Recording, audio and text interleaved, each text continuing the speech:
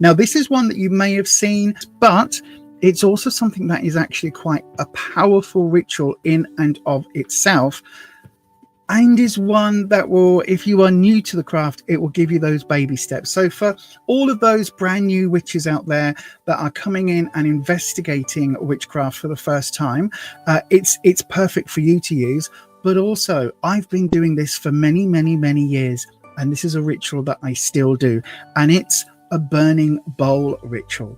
Now, this may sound really, really basic, and it is, but sometimes we forget that the basics can be just as powerful as a ritual with all the bells and whistles. So then, what do I mean by a burning bowl? First of all, we need a fireproof bowl. Now, I've got this brass one that I used for the winter solstice celebration, but you can use any bowl. It could be a breakfast cereal bowl. It can be anything at all that isn't going to burn. Now, one thing I will say, if you are going to hold a bowl like this, you either need to put it on a saucer, put it on some sort of coaster to hold, or use something that is going to be much, much thicker than a brass bowl like this one, because the heat transfer is real, okay? And depending on how many things that you want to burn and to get rid of, will depend how hot this bowl gets. Okay, the next thing you're going to need is just some paper and a pen. So before the full moon itself, and this is where I want you to consider things very, very carefully, I want you to look at the habits or the patterns that you have in your life that you are wanting to get rid of. Okay, this is really important. This isn't where we use affirmations. This is where we are getting rid of bad habits, negative patterns. Okay, so for me, it could be something to do with my diet and still, you know, wanting to eat those sugary foods that as a diabetic, I know I should be avoiding. So for me, I might write that on a piece of paper, something along the lines of craving sugar or giving in to my craving of sugar. Okay, I would then fold that up and put it in a little pile somewhere, or in an envelope somewhere safe, ready for the full moon. And during the month, I would add more and more strips of paper, more and more little pieces as I work out other things that I want to get rid of. Now, on the full moon itself, I want you to collect together those pieces of paper where you've put all of those bad habits or patterns that you want to get rid of. And I want you to take your metal bowl and a candle and a lighter or some matches and take it outside somewhere that is safe and light your candle.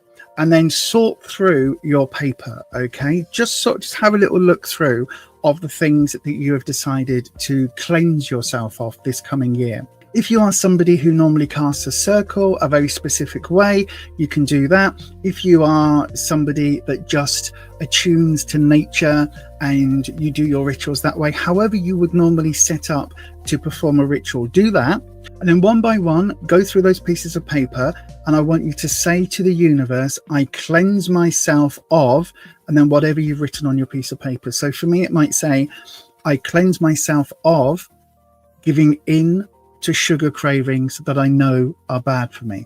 And I would set fire to that piece of paper with the candle, hold it for as long as I can, and then place it into the bowl. And I would watch as that burns and as the ash rises and as the smoke rises, and I would see that habit leaving me. And it would be a very, very profound understanding that this habit, this pattern, this negative way of thinking has now left my system for good.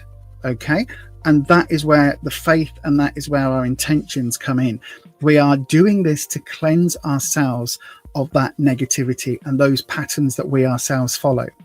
Now, once I've done all of that, before I extinguish the candle, I would say thanks to the universe, in my case, or whatever deity you are working with. I would use some sort of drink, because after a ritual, I always, whether it's water, whether it's mead, whether it's whatever it is, coffee, I will always take a few sips and pour something out to the universe. Again, it's a way of offering. So I would do that. So before you extinguish the candle, this is where you want to include your affirmations and your positive intentions, okay? But you need to be really careful about how you phrase this. So you don't want to say, again, in my case, I no longer crave sugary food, okay? Because that is just putting the emphasis on craving sugary food. But what I might say instead is, I now honor my body with healthy food. Healthier food makes me happy. Healthier food sustains me. But you do it very specific in a way that isn't mentioning the very thing that we've just burnt in our bowls. And then close your circle, close your ritual as you normally would. And for the rest of the month, you want to carry on those positive affirmations. Make it part of your daily routine. So for me, every single morning, I make myself a cup of coffee and I will stir into that coffee those affirmations. Literally, as I'm stirring, I will stir clockwise and I will speak those affirmations out to the universe, to myself, and to that coffee. And I will say something along the lines of, healthy food gives me life. Healthy food sustains me. Healthy food makes me happy. Whatever it is, whatever my personal affirmations are, I will repeat every single morning into my coffee and make it part of that routine. And what that's doing is it's reaffirming every single day at a specific time. It's reaffirming your positive statements that you're making, that affirmation, that affirmative, and it's not mentioning in any way, shape or form that negative. And you want to carry on doing this even if you have a slip up, or even if, you know, in my case, I give in to some of those sugar cravings. The very next morning I will carry on with that affirmation and carry on reaffirming that in my mind and setting that intention back out to the universe. Don't forget, habits take a while to form, and when you are changing a habit and getting rid of one and replacing it with something else, again, it can take a while and repetition to do that. So don't beat yourself up if 2 days after your ritual you have done the very thing that you've just burnt to get rid of. Just go straight back to those affirmations, and hopefully over time those affirmations will become just part of your daily practice and part of your life, and you'll find them becoming those healthier habits. Now, for those of you that may not have access to an outdoor area or somewhere where it is safe to burn, or if you live somewhere where you're not allowed to burn anything indoors for whatever reason, then you can still do this ritual, but instead of writing on a piece of paper and burning it in a bowl, you could maybe write this on toilet tissue and then flush the toilet. So instead of burning the bowl, you put the toilet paper with your habits that you want to leave behind.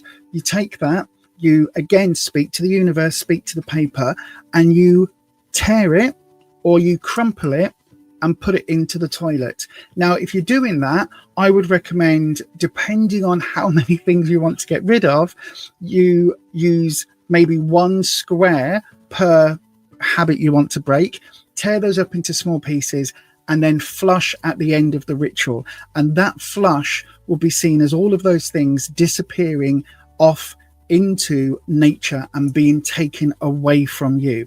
Now, again, because you're using toilet tissue, that paper will dissolve over time. You could go one further and use something like rice paper, which absolutely will dissolve.